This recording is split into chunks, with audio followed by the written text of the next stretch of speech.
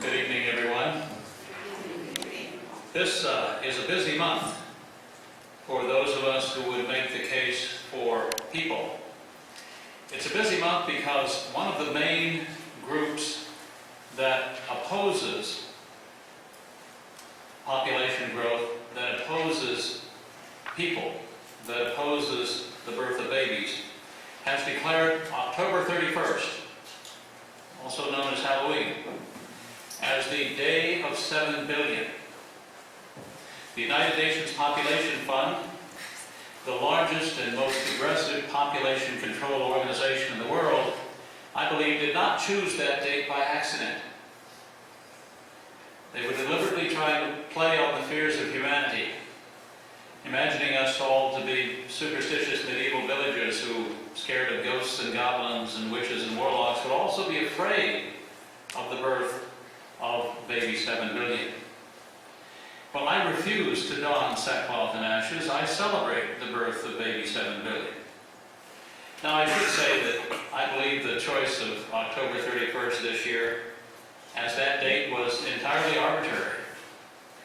No one knows when the 7 billionth baby will actually be born, or whether or not it in fact has already been born and if the population of the planet is already at 7 billion. But what I do know is this, that sometime during the last few months or during the next 6 months, we will probably pass that milestone. And I think it's a milestone that we should celebrate, not a milestone that we should despair over. And let me tell you why. We should celebrate the fact that for the first time in the history of the earth, we have this many people alive at the same time. This, in my way of thinking, is a great victory over death. Remember, it wasn't that long ago, in fact, it was just at the end of World War II, that the average lifespan on the planet was only 35 years. A baby born in 1945 could only expect to live on average until about 1980. Well, today, a baby born in the world is likely to live until about 70 years of age. So we have doubled human lifespans over the last 60 or 70 years. We've doubled human lifespans because food is more abundant than ever, because people are living better, more prosperous lives, they have more access to education, they have more opportunity to seek and receive health care. And because we've conquered a lot of the infectious diseases that used to ravage populations and cause huge epidemics. Why can't we celebrate these things? Why does the other side keep telling us that the birth of babies is not a blessing but a curse, violating the tenets, I think, of the good book? Why does the other side take the diabolical position that instead of being fruitful and multiplying, as the first commandment given to our first parents says, we should instead sterilize ourselves and be barren? Why is the other side so hostile to life? And I already mentioned one reason. I think fundamentally there are only two views of human nature. The one view is that we are only a little higher than the apes. The other view is that we are only a little lower than the angels. Now I know, since you're here in this place, with our Lord in a special way, that you and I are all on the side of the angels. But you can understand that if you think that we are nothing more than animals, then what could make more sense than to thin the herd and to eliminate the weak among our number, than to refuse to allow those who might be carrying congenital defects to even be born? It makes sense if you believe that we're only animals. But of course we're not. The story of this assault on the human race really begins with the Reverend Malthus a couple centuries ago. Thomas Malthus was an Anglican minister, but he was also something of a mathematician. And he worked for the British East India Company as an economist. Britain had conquered India in the last decades of the 18th century, and they were faced with a problem. The problem was that there were periodic famines in India which were made worse by the British presence, because when the British came, they began taking the best of what India had for themselves, taking it, the food and other supplies, and selling it overseas, making the food situation worse. And the Christians among them said, we have to do something to help the poor Indians because they're starving by the millions. And the Reverend Thomas Malthus said, no. He said, population will always grow faster than food supply. And if you save this generation of Indians, there will only be more Indians in the future, and the famines will only get larger. And so he provided a justification for the British Empire to sit back and let famines run their course in India, as they did over the next 150 years, costing tens of millions of lives that could have been saved. This is the beginning of the Malthusian myth of overpopulation. The idea that population will always outrun food supply. Well, we know that myth was taken up just a few decades ago by my former colleague at Stanford University, Paul Ehrlich, who in the late 1960s and 1968 wrote a book called The Population Bomb. Now, I'm sure that all of you know about this book. It sold 4 million copies. It was promoted by the Sierra Club. In fact, it made Paul Ehrlich famous. He was on Johnny Carson, I believe, a total of 42 different times. Carson seemingly couldn't get enough of his apocalyptic, world-ending scenarios. And I'll never forget the first sentence of The Population Bomb. I had to read that book 4 times in college. The first sentence goes like this: the battle to feed humanity is over. Hundreds of millions of people will starve to death in the 1970s. And he went on from there to talk about the need for population control, the need to develop sterilizing agents that could be put into water so that people could be stopped from breeding, the need to legalize abortion, the need to promote sterilization and contraception everywhere in the world, especially in the poorest parts of the world. He argued that you can eliminate poverty by eliminating the poor, and so on and so forth. Now, of course, he was wrong on all these counts, but a lot of people believed him at the time, and a lot of people still believe him. In fact, one of his disciples, John P. Holdren, with whom Paul Ehrlich wrote a book in 1977, is now the science czar. He is the science advisor to President Barack Obama and has the president's ear on these matters, and still believes what he and Ehrlich wrote back in the 1970s, that we need massive population control programs. Well, Ehrlich was wrong in almost everything he said. He was certainly wrong about massive famines in the 1970s, because instead of massive famines, what we had was a green revolution. We had Norman Borlaug, who went on to win the Nobel Prize for developing new strains of various grains that increased crop yields, doubled and tripled crop yields in some cases, and took India from being a grain importing nation to being a grain exporting nation. And so the great famine that Ehrlich imagined would unfold over the earth in the 1970s didn't take place. In fact, grain production went up faster than population. And you might say, well, you know, if Professor Ehrlich was so wrong on so many fundamental points, that at that point he would have admitted his mistake and would have written a public mea culpa and would have gone on Johnny Carson and say, you know, Johnny, I was really wrong about all these things. Well, he didn't do that. Instead, he wrote another book, this one with Professor John P. Holdren, Obama's science advisor, called The Population Explosion, in which he said basically the battle to feed humanity is over, that hundreds of millions of people will starve to death in the 1980s. You see, he pushed back apocalypse by 10 years, but he kept repeating the same old refrain. And you might say, doesn't he ever learn from his mistakes? Well, I think he did learn from his mistakes. I think he learned that you become wealthy and famous and make $10,000 a lecture all around the world if you tell stories that are scary enough, if you scare enough people with doomsday scenarios. Well, the other side is still scaring people with doomsday scenarios. Those scenarios go under various names. I debated one of the leaders of the other side on Friday on the British Broadcasting Corporation worldwide broadcast.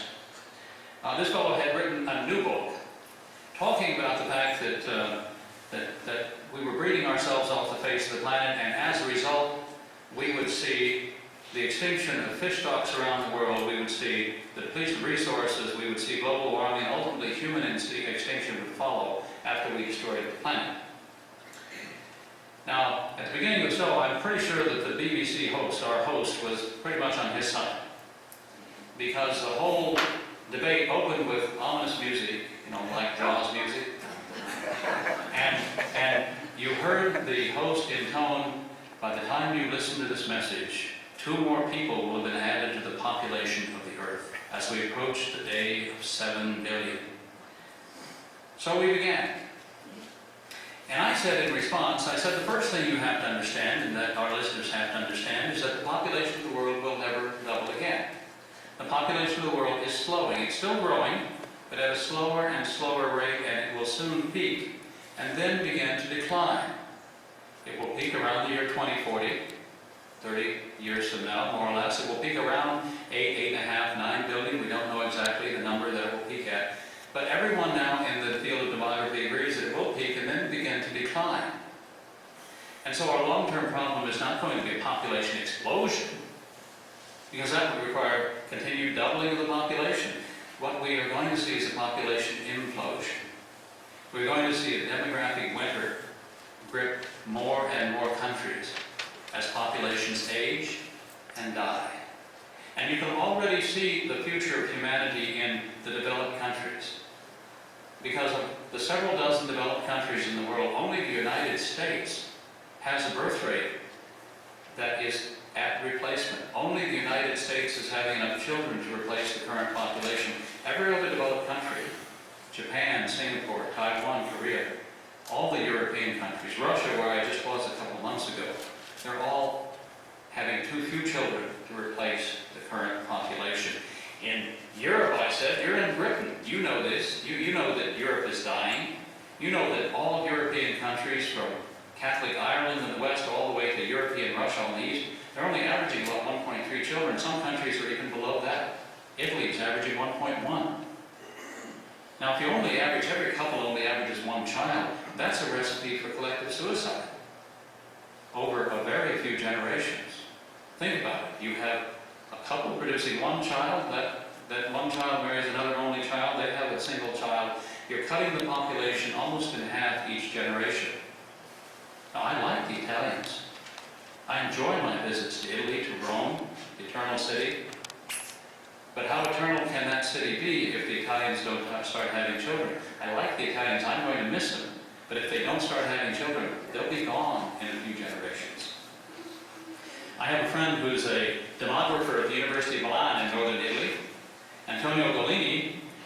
And Professor Golini says, yes, at the current rate in 100 years, the great cathedrals of Italy will still exist, but the ticket takers will be Albanians and they will be converted into museums.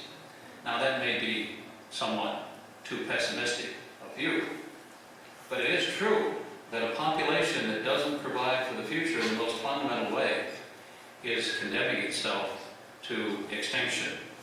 And it's happened before. It happened over 2,000 years ago in ancient Greece, where the Greeks grew comfortable with their large numbers of slaves, with their luxurious lifestyle, and by the time that they were conquered by the Romans, the Greeks were, according to a Greek historian, were refusing to marry and refusing to have children, and the descendants of the Greeks today who inhabit Greece are not the descendants of the ancient Greeks. They're the descendants of Christians who welcomed children, who took in orphans, who stayed in the cities during epidemics to care for the sick, and who provided for the future in the most fundamental way by providing the future generation. That's who inhabits Greece today, not the descendants of the ancient Greeks, because they didn't have any. And I think there are many countries that are going down that same path. So I told them the world's population was never going to double again. I also said that you know that a large part of the economic turmoil in the world is a result of the fact that birth rates have been falling so far and so fast for so long. Take China, for example. China next year, despite having a population of 1,600 million people, will have a nationwide labor shortage. There will be too few workers in the country to meet the jobs that will go begging. Why? Because they've eliminated 400 million people from their population. The 400 million figure comes from the head of the Chinese Ministry of Health, who was asked a few weeks ago by a friend of mine, Congressman Tim Holzkamp, the effect of the one-child policy in China. And the party secretary, the Communist Party secretary who was in charge of political matters at the Ministry of Health replied very proudly. He said, well, we've eliminated more people from the Chinese population than the entire population of the United States. You only have 312 million. We have eliminated 400 million people from the Chinese population. And he was proud of that fact.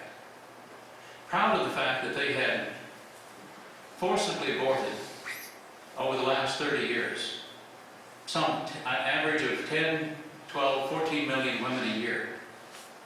Proud of the fact that women in China are being arrested today for the crime of being pregnant illegally without state permission, pregnant with a second child or a third child. Proud of the fact that when a Chinese woman is taken and aborted, she is subsequently sterilized so that she can't go on to plague the population control police with another illegal pregnancy in the future. They take her out of the business of reproduction permanently. And he was proud of the fact that for some decades now, the Chinese government has controlled reproduction in China in the same way that we used to think of communist parties as controlling production. In fact, this was actually stated by the Chinese vice minister in charge of the one-child policy when it began back in 1980. Vice Minister Chen said, we are a socialist country. We should be able to control reproduction in the same way that we control the production of steel and the production of bicycles under a state plan. And if we declare there will be 10 million bicycles produced next January, 10 million bicycles get to be produced, and if we declare that there will only be 8 million babies born in China next year, there will only be 8 million babies born under a state plan. That's the view in China, that parents do not have the God-given right, or any right to decide for themselves the number and spacing of their children, but that should be decided by the state. And it has been decided by the state for the last 30 years.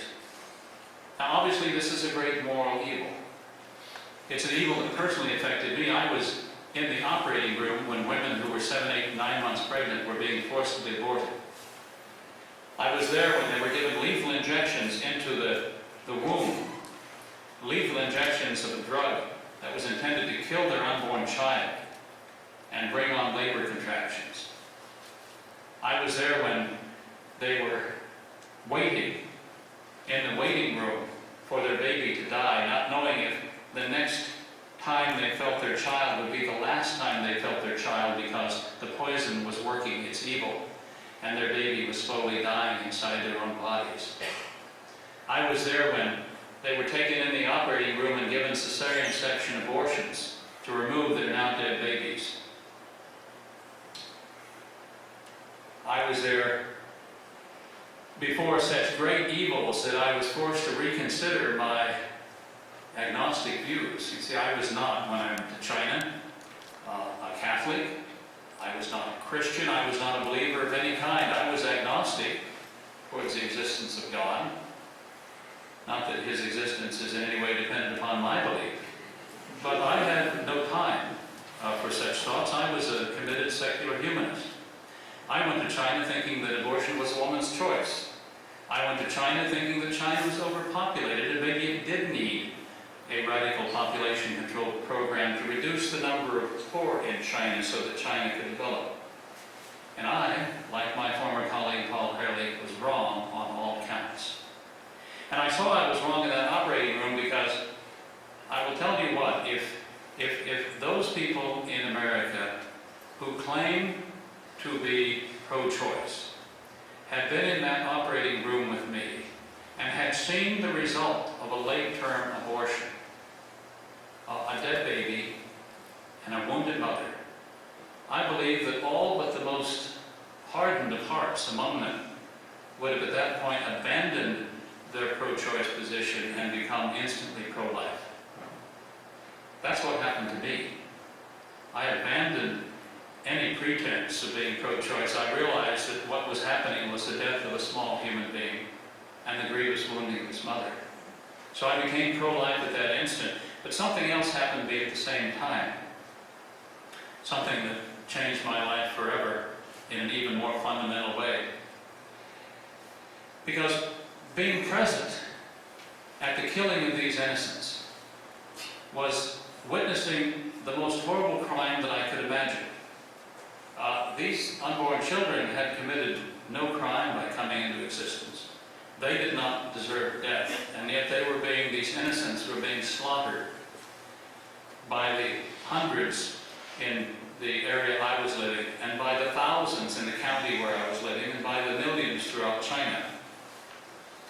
And there was no way that I could justify it in my own mind. I mean, I had been taught moral relativism at Stanford. I had been taught situational ethics at Stanford. Moral relative, everything is shades of gray, you see. Nothing is black and white. There is no absolute good. There is no absolute evil. Ethics is situational. It all depends on who's knocking on the door. Whether you tell the truth or whether you do not.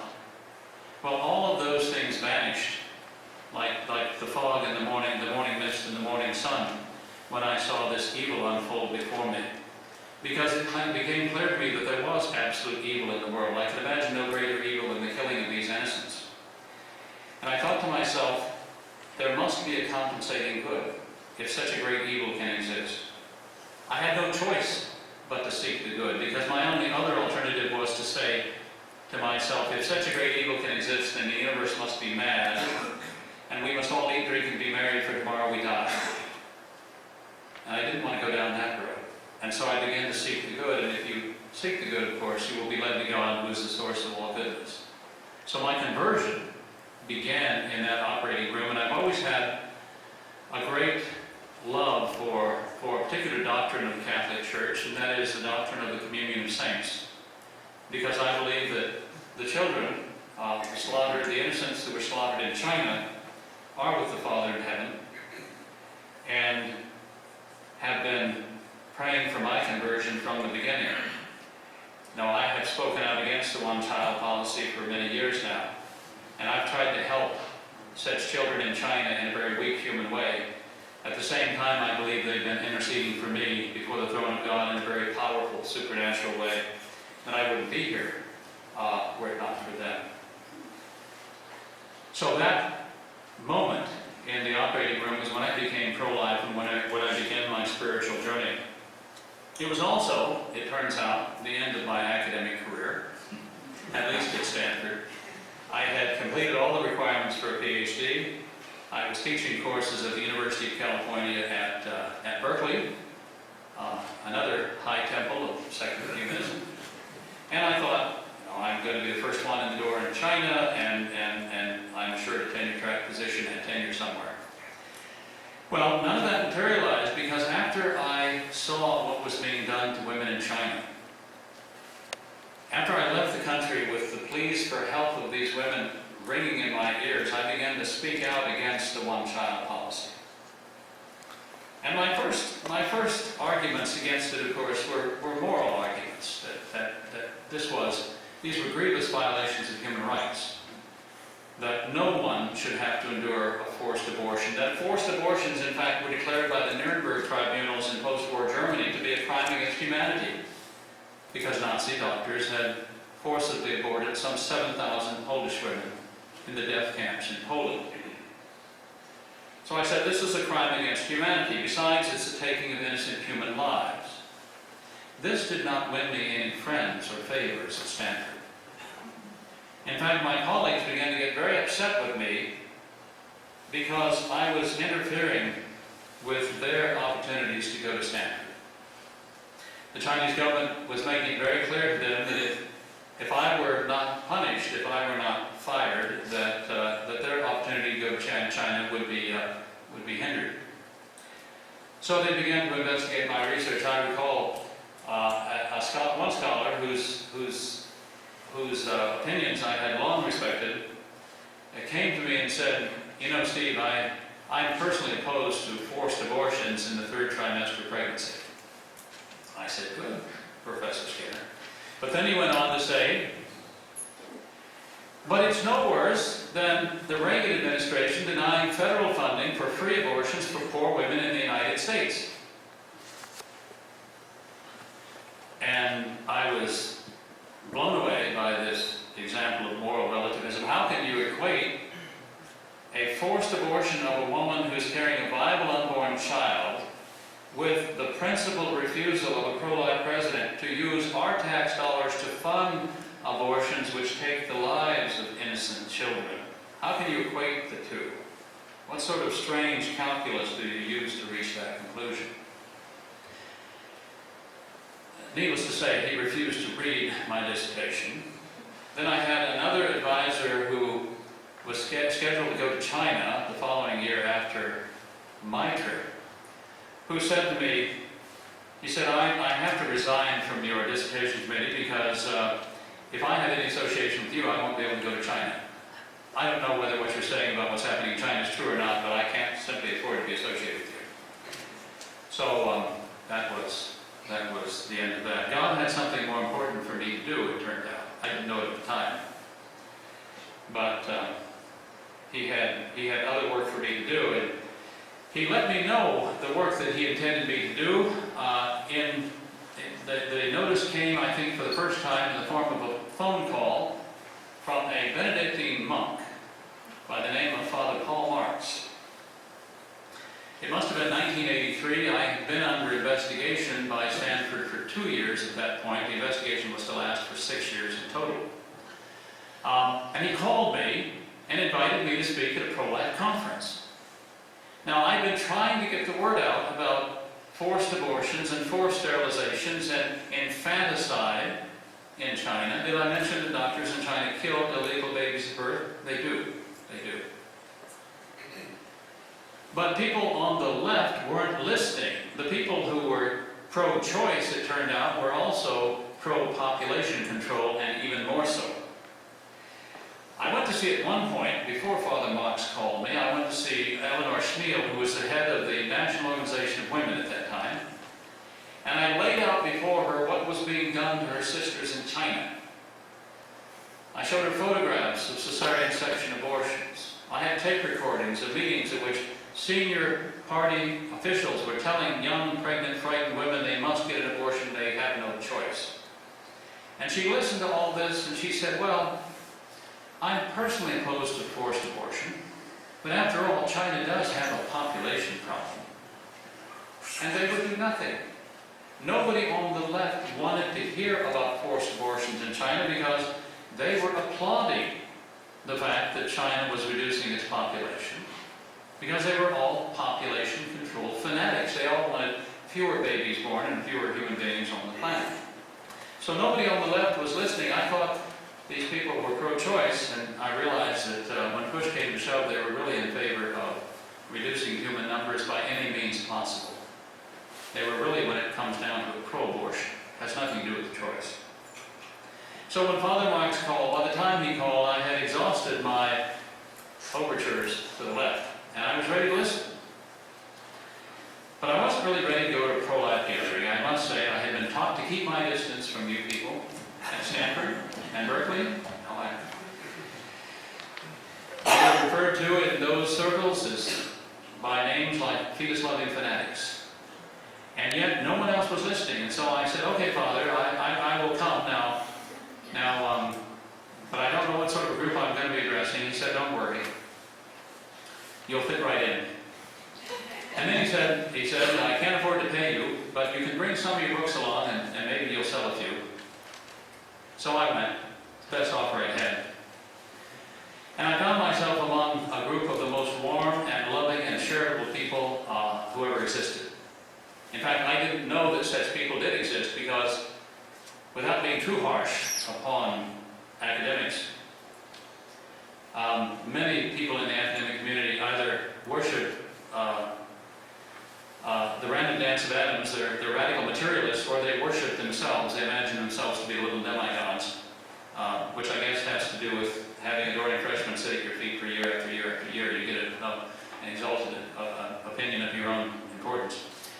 And these people in the pro-life movement were not out for themselves at all. They were engaged in a cause for which they would receive no reward in this world, no public praise, mostly criticism and condemnation, in fact. And they were engaging in acts of charity and love. And as the years went by, and I began to speak at more and more pro-life conferences, thanks to Father Mars, who never did pay me,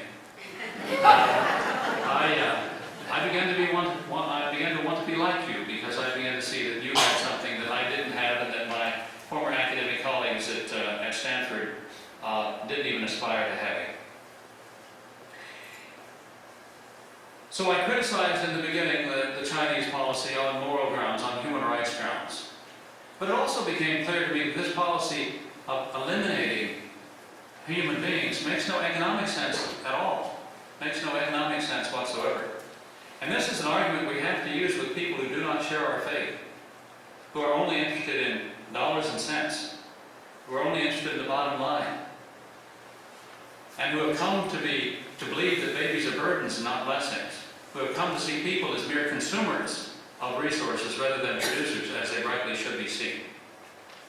I began to see the Chinese government, by ruthlessly eliminating the next generation of Chinese in large part, was actually making China poor.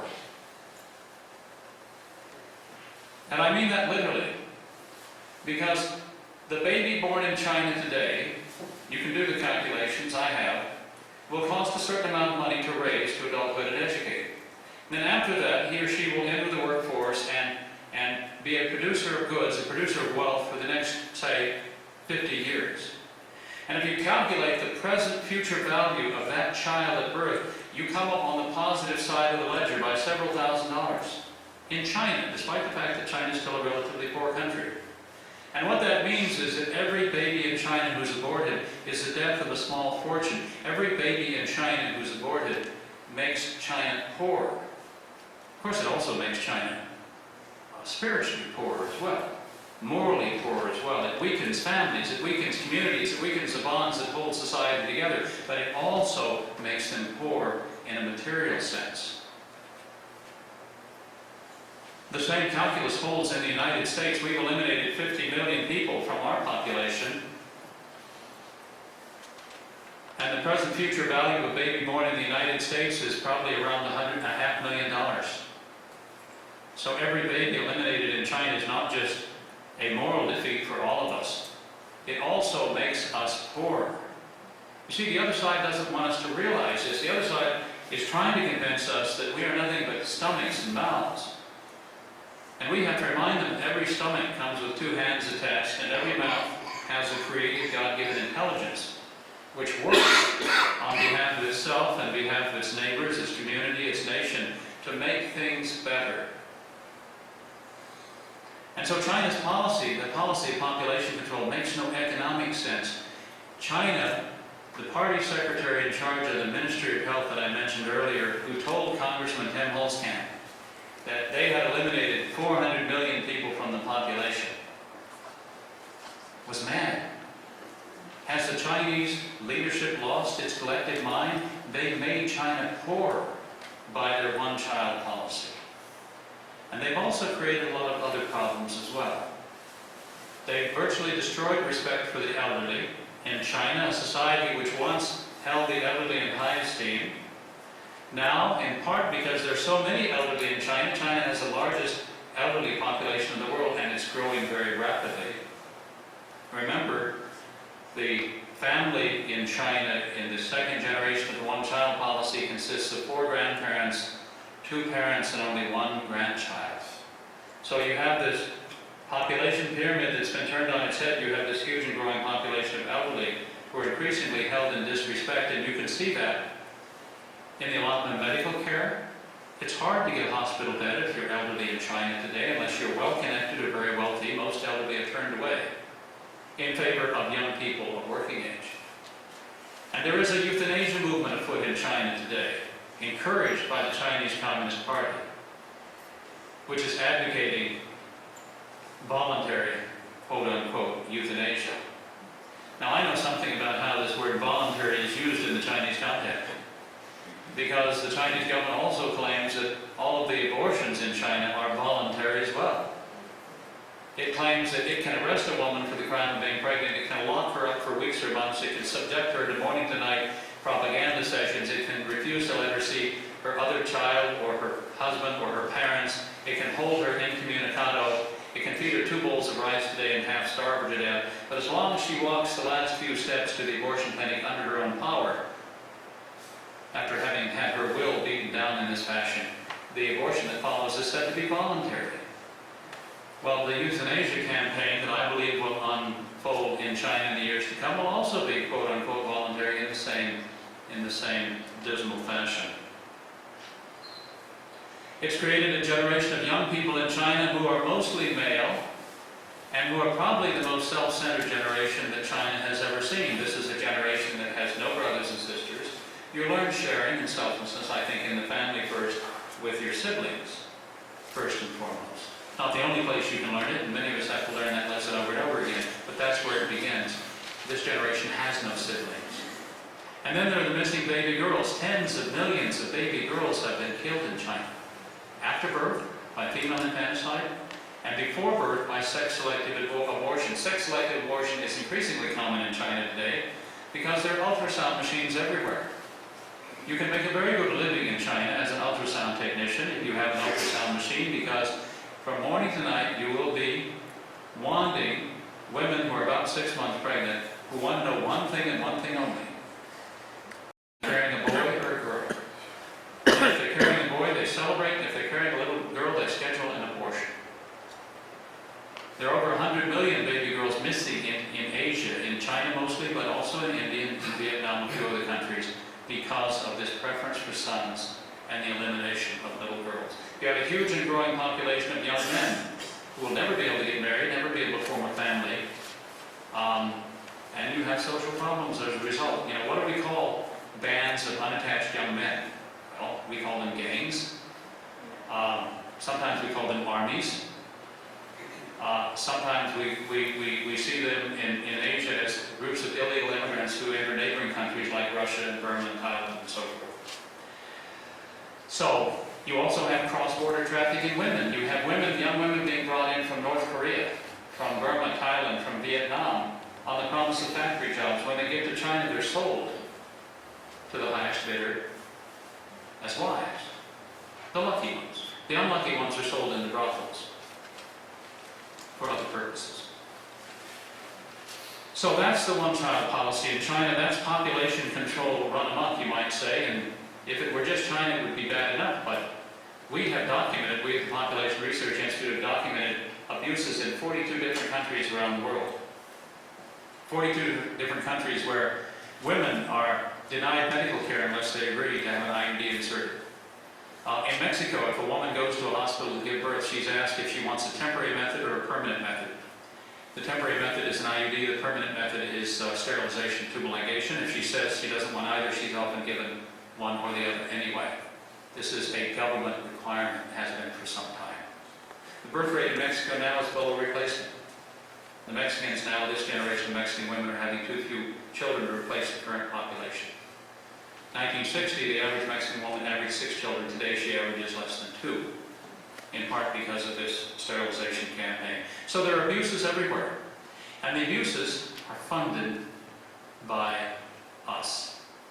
Directly through the United States Agency of International Development, and indirectly through money that we give to the UN Population Fund and to other international organizations like the International Planned Parenthood Federation. And do not be deceived. They use various names to describe their project. They don't call it population control anymore because that's in bad odor. They even don't call it family planning anymore because that doesn't have as positive a ring to it as it used to. They call it reproductive health.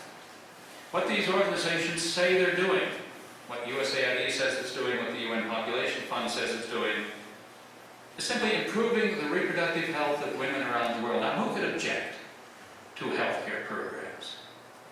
Of course, this isn't healthcare at all. It has nothing to do with helping the reproductive organs of men and women function. It has everything to do with disabling the reproductive organs of men and women, helping them not to perform their natural function.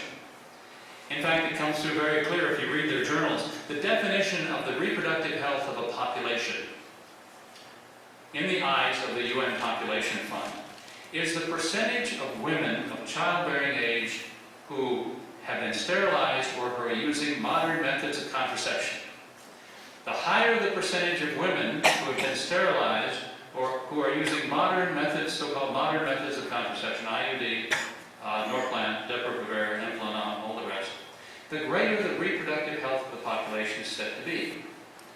Which leads to the bizarre conclusion that a population enjoying perfect reproductive health would not be able to reproduce at all, because they would all have been sterilized, chemically or surgically. That's what they're after. So don't be deceived by this reproductive health nonsense. What we need to do is end these programs. We at PRI have been arguing for years that the money needs to be taken away from the population control movement, International Planned Parenthood, the UN Population Fund, USAID, and moved into primary health care. If we want to spend money on health, let's spend money on primary health care. Let's save children who would otherwise die of nutritional deficiencies. Let's save children who would otherwise die of malaria, typhus, and typhoid, which diseases can be prevented by the right medications. Let's save them from dying from polluted water that causes intestinal illnesses, gastroenteritis. Let's save lives instead of taking lives. And you know what I say to the opposition, and what I said in this debate on the BBC last week? I said, you're very worried about the fact that there are still women in the world, in some countries who want to have, 5 and 6 children. I said, you have to understand that in many cases, their motivation is to ensure that at least 2 of their children survive to adulthood. Because so many of their children die in infancy that in order to have 2 of your children survive to adulthood and support you in old age, the only Social Security program they know in many countries, you have to have 5 or 6 children because you'll lose half of them on the way to adulthood. And so if you say you're interested in reducing the birth rate, if you simply help the children of these women to survive, they will naturally have fewer children. Because the best determinant of completed family size, the best determinant of fertility behavior, the best determinant of how many children a couple is going to have is how many children they desire to have. And if they desire to have a large family, they'll generally have a large family. If they desire to have 2 children, they'll generally wind up with 2. If they don't want to have any, they'll generally wind up with none, even without modern methods of contraception provided courtesy of the U.S. taxpayer, which means you and I. So if you drive down the infant child mortality rate, the birth rate will naturally come down. We call that in demography the demographic transition. It's happened everywhere. It happened in the United States, it happened in Europe. Every developed country and many developing countries are now in the midst of the demographic transition, where mortality rates fall and birth rates fall after that because many parents just want to wind up with 2 children. So we should do what the better angels of our nature would advise us to do, and that is save lives instead of trying to take lives. Because the more we try to forcibly drive down the birth rate, the more human rights abuses we will have, the more women will be forcibly sterilized and aborted. And the more we forcibly drive down the birth rate, the more people will die of diseases that are preventable. A few years ago, the United States, my country and your country, urged the Peruvian government to embark upon a nationwide sterilization campaign.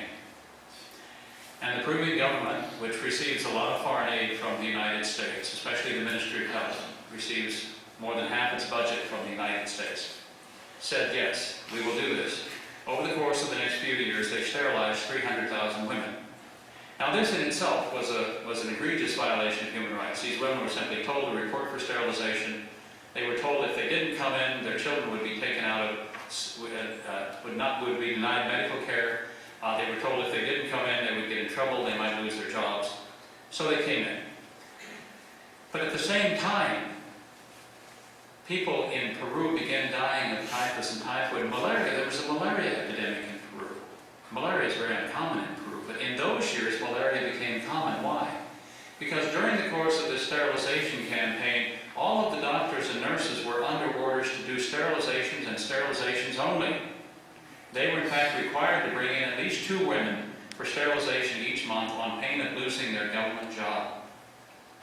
And so the entire medical establishment went from treating infectious diseases and treating wounds and injuries to gathering and sterilizing, arresting and sterilizing women. And what happened? Well, people began dying of preventable diseases because it was overpopulated. That the birth of baby 7 billion is something to celebrate, not something to don sackcloth and ashes over. And that our long-term problem is not too many people, not too many children, but it will be too few children. And of course, I like to close by saying that not only is there no overpopulation problem on Earth, we also know that there's no overpopulation problem in heaven as well. We have our Lord's word on it, don't we? He say, there are many mansions in my Father's house? And is it not our job as Catholics to fill those mansions? Thank you.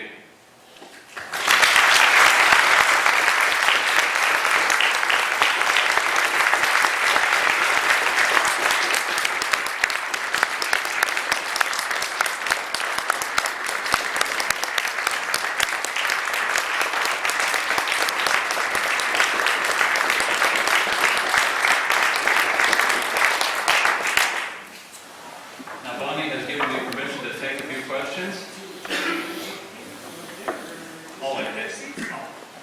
Whatever you like. As long as everyone can hear, you can ask a question from your seats. As it is being recorded. So. Oh, do you want me to repeat the question then, or do you want to take the microphone down? Okay. Yes, ma'am. How can we get some more of your books? I've got one, but how can I get more of them? Did you bring any with you? The question is, how can we get more of your books? And first I want to tell you that she's not a plant. I've never been to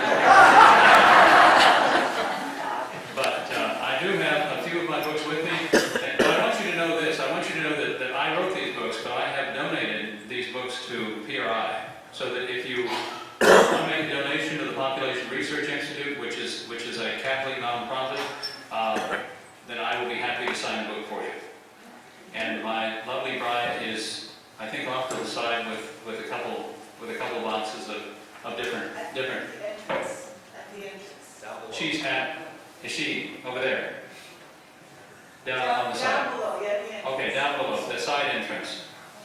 One more question. When were you last in China, sir? When were you last in China? I was last in China last year. I went with one of my daughters, Hannah, and I was actually able to get in because my wife advised me not to write down on the visa application that I was a pro-life activist, or that I was a writer and researcher, or that I was an international spy. She said, don't write down those things. Write that you're a farmer. And in fact, I do have a farm. We do have a farm in the Shenandoah Valley. We raise Angus beef cattle, so I am a part-time farmer. And I was able to get a visa for my daughter and I, and we traveled around a number of counties in North China. We were there for a particular reason. We were there because the UN Population Fund, which has supported China's one-child policy from the beginning, and has said that it loves China's one-child policy and it wants to export China's one-child policy to other countries, has also claimed to be running a model family planning program in 72 Chinese counties. And in those model family planning counties, they have told us, and they told the U.S. Congress, there are no forced abortions, no forced sterilizations. Women are free to choose the timing and spacing of the childbearing. Well, I wanted to go to some of those model family planning counties and see if it was really true. So we did, my daughter and I. And of course, it turned out all to be a fabric of lies. These counties are run, the population control program in these so-called UN Population Fund counties is run the same way they are run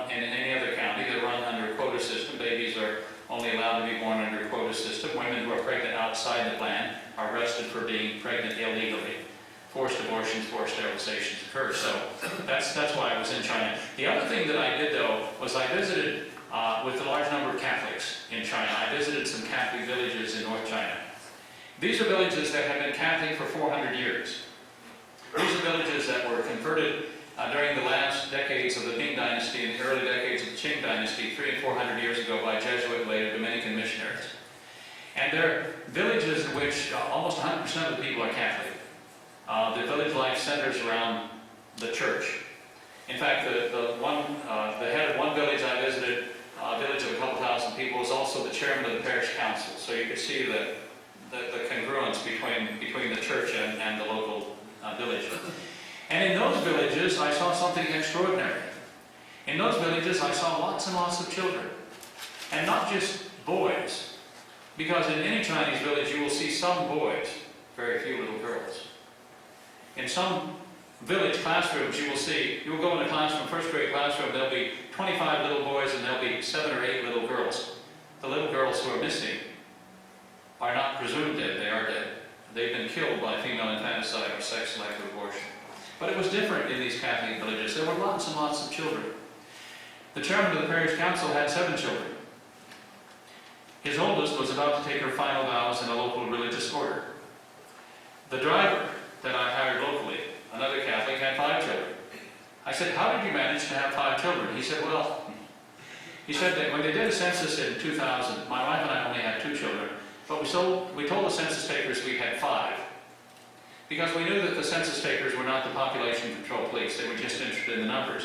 And once we told them we had 5, the authorities sort of accepted the fact that we had more than the allotted number. So they and what he said was, you see, the government has policies, and we Catholics have counter policies. And so they were able to, in these villages where they were a majority, where they're an absolute majority, they were able to work around the program. When the population control police come to arrest the pregnant women, they hide the pregnant women. So the population control police go away empty-handed. Are they allowed to practice their faith openly in China anywhere, like in those villages? You know, there's no simple answer to that question. Every place in China where there was a church in 1949 when the communists came to power can have a church today. Those churches are, in a sense, grandfathered in. And if the church was destroyed, as it often was during the 50s by the communists or during the 60s by the Red Guards, it has now, in most cases, been rebuilt. But it's very hard to get permission to build a new church in China where none existed before. And so you find situations like the following. I visited one village which would send out every weekend 50 missionaries, 2 by 2. That'll resonate with those of you who know Scripture. They were not 2 by 2. And they get on their motorbikes and they go to villages 10, 20, 30, 40 kilometers distant. On Sunday morning, they have had Mass on Saturday night and done their prayer and their Scripture readings. And so they're prepared, and they go out on Sunday and they hold meetings in people's homes and they explain the faith to them. And as soon as they build up a core group of believers, they then build a meeting hall. They tell the local authorities that they don't say it's a church, because they never get permission to build a church. They say, we want to build a social hall or a meeting hall. When they're given permission to build that meeting hall, they build it. Then they have the bishop come in, consecrate the building, reserve the Blessed Sacrament, and start holding masses. It's not a social hall, it's a church. But it's not a church in the eyes of the government, and the government can come and close it down at any time. So it's really touch and go in China. The Chinese Communist Party does not want any organization in China to be anything but completely loyal to the party itself.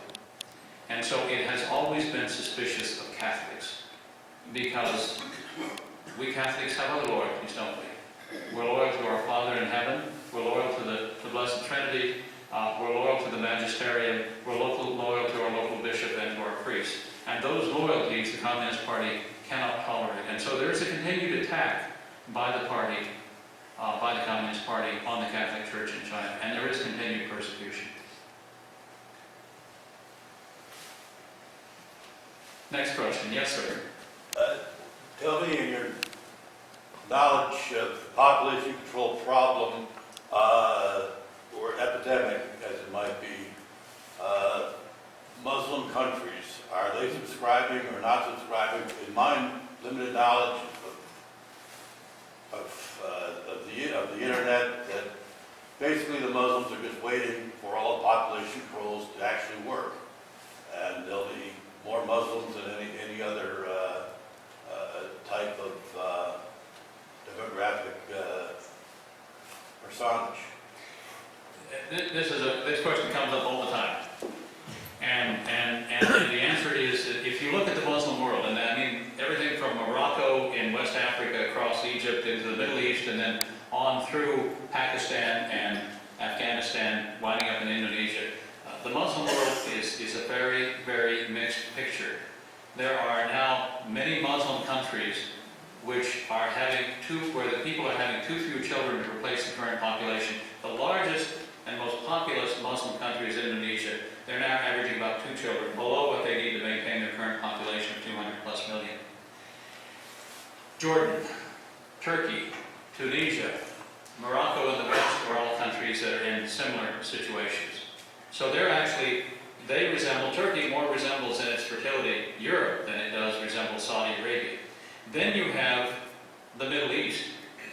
Saudi Arabia, where women are not allowed to drive, not allowed to vote, kept at home, averaging 4.5 children.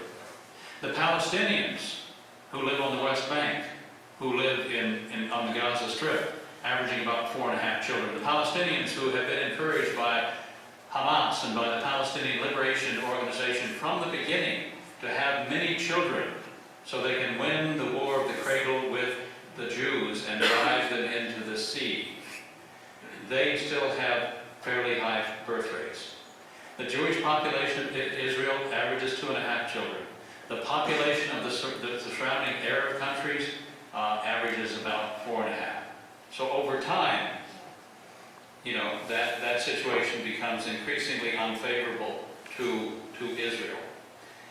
Pakistan, Afghanistan still fairly high birth rates. Afghanistan, in fact, has one of the highest birth rates in the world now because Afghanistan is some of you know, you may have been there, I hadn't, but consists of remote mountain valleys where marriage is universal and girls are married during their teenage years and averaging 6, 7, 7.5 children. So there are pockets of high fertility in the Muslim world. There are also countries.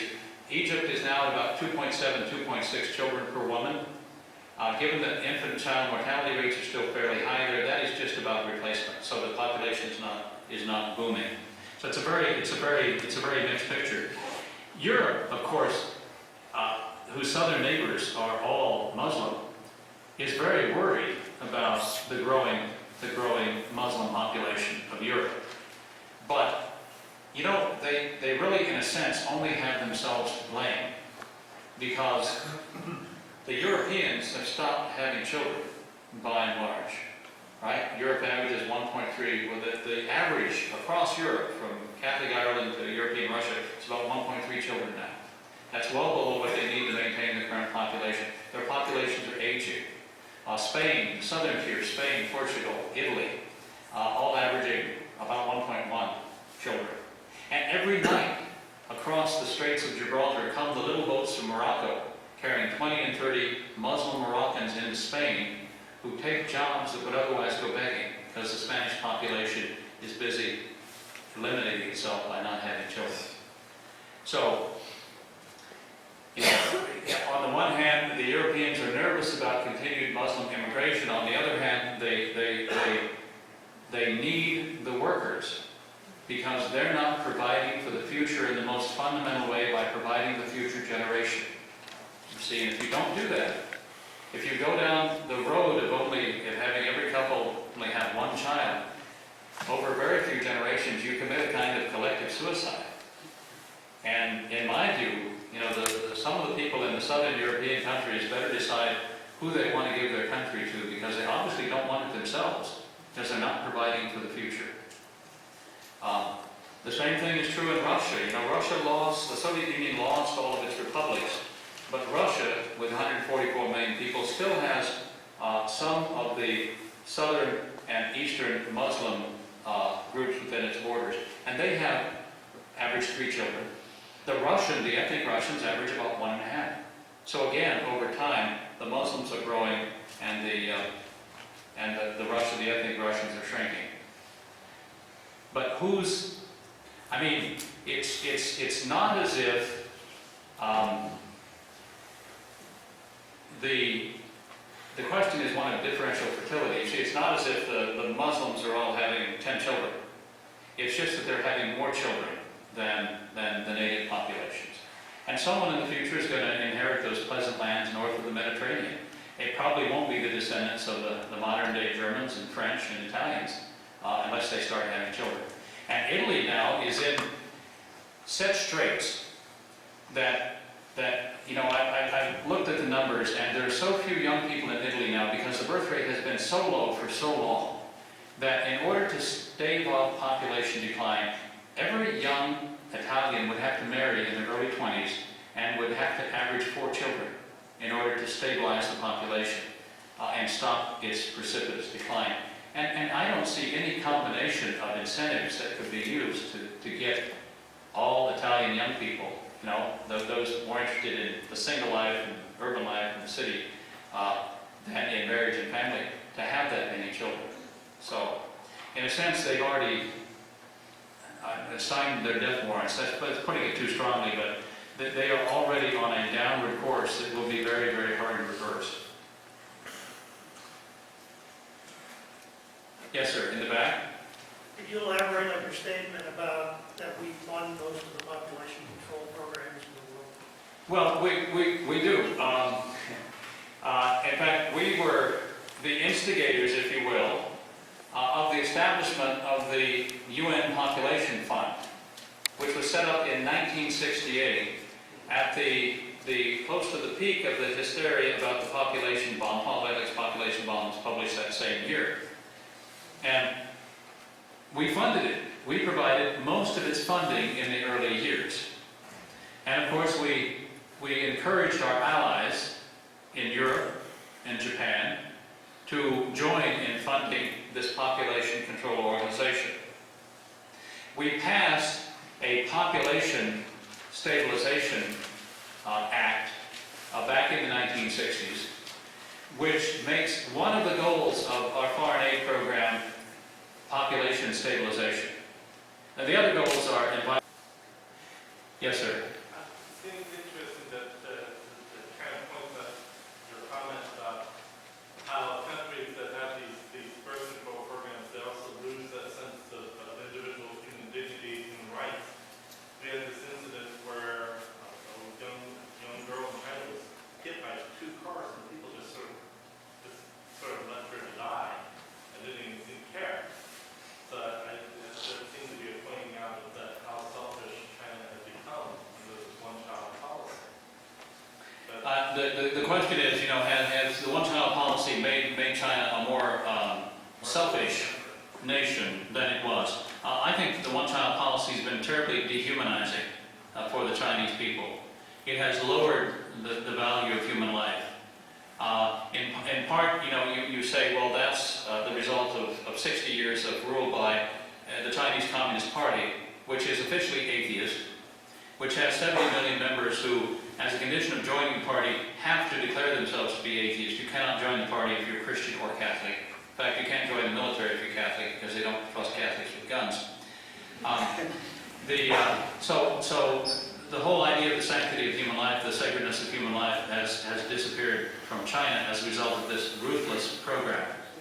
And when I say ruthless, I mean things like women being arrested for the crime of being pregnant and being forcibly aborted, and then having the aborted baby given back to them by the doctor who says, this is your problem, not mine. You pay for the cost of disposing of the body. Now that's about as heartless as you can get. Yes, sir, in the back. So, probably a lot of us are wondering what can we do or what can we say in everyday conversations. Do you have suggestions for the, trapped in an elevator with us? And you push the stop button until they agree with you? Yeah. That could be very effective. Yeah. Well, the first thing, we have resources, and those of you who like books, I've got plenty of books outside. You should sign up for the weekly briefing, which is an electronic weekly briefing on these matters, going into more detail. The latest weekly briefing celebrates the birth of baby 7 billion. It can be easily forwarded to friends who may not be convinced that this is a good thing, but can be. We have other resources. We have YouTube videos. I showed some at St. Clair College today. Short 2-minute YouTube videos about the question of food. Is there enough food to feed everybody? And the video in 2 minutes makes it clear that we can produce enough food on the planet, according to the Food and Agriculture Organization of the UN, to feed 12 billion people. We will never be at 12 billion people. The question of water, the question of, are there too many people, the question of falling birth rates, what's happening in the future. These YouTube videos have gotten over 1 million views. They're funny, they're short, and they're perfect for teenagers with short attention spans. So you can pass those on. I do some direct work in China. I have some safe houses in China where women can go who are fleeing forced abortion. And we give them sanctuary until they give birth, and then we help relocate them because they can't go back to where they were from because they're on a wanted list. It's just a drop in the bucket, but you save the ones that you can. So we have an opportunity, of course, with the new Congress after the elections last year to make some inroads into some of this funding. And there is a bill that will pass in the House of Representatives that cuts off the funding to the UN Population Fund. Now, we've done that before. I came back from China in the early 80s. I met with senior Reagan administration officials and testified before Congress. And the result was we cut off funding to the UN Population Fund from 85 on through the Bush 1. The funding, unfortunately, was restored by President Clinton. But then again, in 2001, the funding was cut off, and it remained cut off until the current administration, which is now funding that organization again. And as you know, it's probably the most radical pro-abortion, pro-population control organization that we've ever had. This continued fanaticism, this continued anti-people fervor makes no sense. If you look at the numbers, if you look at the human rights violations, these people are driven by a desire to eliminate human beings, and I can only say that at root, at base, it is fundamentally diabolical. Because God said, be fruitful and multiply. Lucifer said what? He would say what? He would say, be barren and sterilize yourselves. And, they want a world without people. I like the radical environmentalists. I'm a conservationist. I have a farm. I take good care of. I want the land to be cared for. I want my children to inherit it. But the radicals in the environmental movement envision a world without people. Their idea of paradise is the Garden of Eden before the creation of Adam and Eve. You see, Adam and Eve spoiled it all before then it was perfect.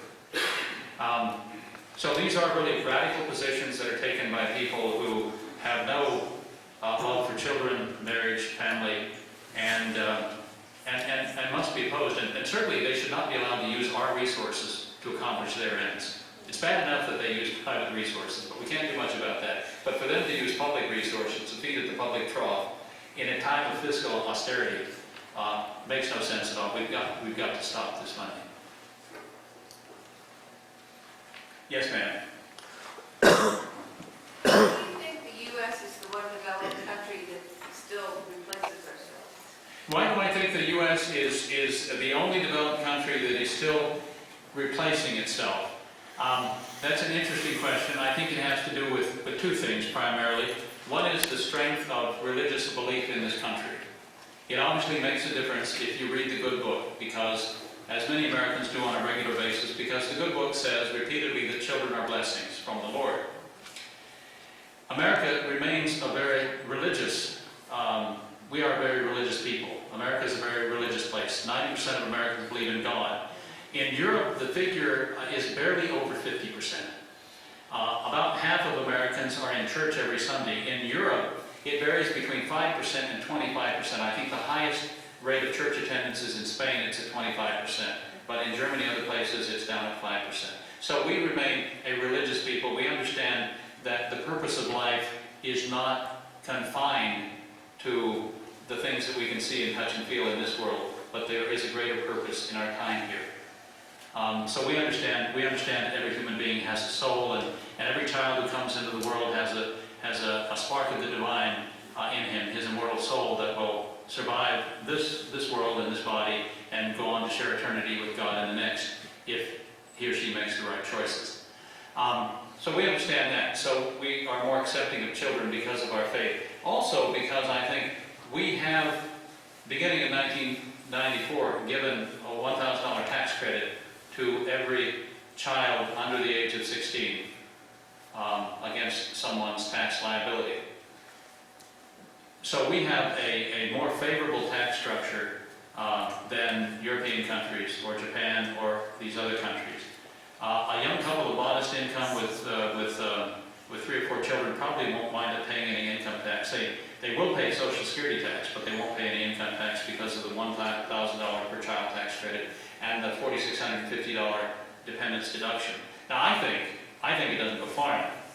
I mean, I think that a young couple who are willing to be generous in having children should be sheltered from all taxes. I mean, I think that if you have 1 child, your Social Security tax should go down by 1/3, 2 children by 2/3, and if you have 3 children, you shouldn't be paying into the Social Security Trust Fund because you're raising future taxpayers who in the future will have to keep it solvent. And so why should you be, in a sense, doubly taxed? So that's what I told, when I went to Russia in May, that's what I told Russian officials, that they should prize and treasure that portion of the young people in Russia who are willing to get married and have children, and should shelter them from all taxes, because it is impossible to create a system where everyone has 2 children. But it is possible to create a system where the 1/4 of the population or 1/3 of the population that's willing to be generous in having children and has 4 or 5 or 6 children is able to do that financially. And they will replace those who don't have children, you see. You don't need everyone to average 2 children. You do need to have a sizable minority be open to life, and to create that minority to enable people to act on their natural impulses to form families and welcome children. You have to shelter them from taxes. Is China a military threat? Well, Steve, that is a very different topic. I've written a book on that. I've spoken at the CIA and the FBI on that. I just was on the USS Eisenhower, one of our nuclear-powered aircraft carriers, down in Norfolk, Virginia, to speak to the shipboard complement of officers on the China threat. And China has now the 2nd largest economy in the world, and it has a military that is rapidly upgrading. And according to the best estimates that we have, they will achieve regional parity with us in Asia in 2020, which is what, a little over 8 years down the road. It is also, at the same time, a one-party dictatorship. Now, people think of China as having a free market. The market in China is not entirely free. Most of the large corporations are still controlled directly or indirectly by the Chinese Communist Party. There are still large numbers of state-owned enterprises. And the nominally private sector is more than half of the economy, but there are hidden partners in the private sector. Senior party officials are working behind the scenes and encouraging industrial development in the direction that will make them militarily stronger by providing better weapons and better technology of all kinds. China has a 4th branch of the military. It has the Army, Navy, and Air Force. And whereas we have the Marines, they have the Cyber War Department. They have a department of the military devoted to cyber warfare. And we are at war right now, in a cyber sense. We are constantly being attacked by China. Not just military computer installations, but civilian as well. All the Fortune 500 companies, state governments, utilities, and so forth, are constantly being attacked by, and we believe the attacks originated in China. It's hard to prove because they send them through servers in North Korea, for example. They send the viruses, the worms, through servers in other countries. But we believe they originate in China. It is very important that China come to be a country that respects human rights and holds free elections and moves in a democratic direction. That was the great hope back in 1980, a hope that I invested in. I believe that China, by opening to the West and by accepting aid and investment and encouraging trade back and forth, that China would modernize and that economic development would be followed by political development. Well, the economic development has happened, but the political development has stood still. China remains a one-party dictatorship with a partly free economy. We have faced such threats before in the 1930s, because what I have just defined is a fascist system. The National Socialists in Germany had a Leninist party, political controls, and a partly free economy. They didn't expropriate all of the major heavy industry in Germany. They just told it what it wanted, what the party wanted it to make. And what the Nazis wanted it to make was Panzer tanks and Henkel-Bombers and so forth. China is now operating in the same way.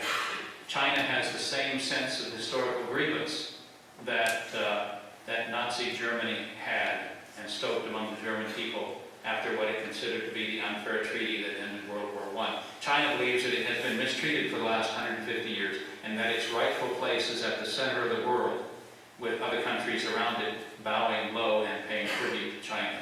And China is determined to recover its lost place in the world. So we have two possible scenarios. We have a scenario where China becomes a free country, a democratic country, and joins the existing world order. And we have a scenario where China remains a one-party dictatorship, grows increasingly powerful, and begins to expand, first into Taiwan, the South China Sea, and then into neighboring territories. And the latter scenario is a real threat. So, yes, China is a threat. It's a threat to its own people. We've talked about that. It's eliminated 400 million of its own people through the one-child policy. It's also eliminated over 100 million more by means of various political campaigns, by famines, for example, by killing political dissidents. So it's an enemy to its own people as well as a threat to peace and security in the world. Not fun? Yes. And it's- Thank you for your question. So, we have to end here. I'm getting the hook, but I will be outside. I'll be happy to stay and answer any questions you may have.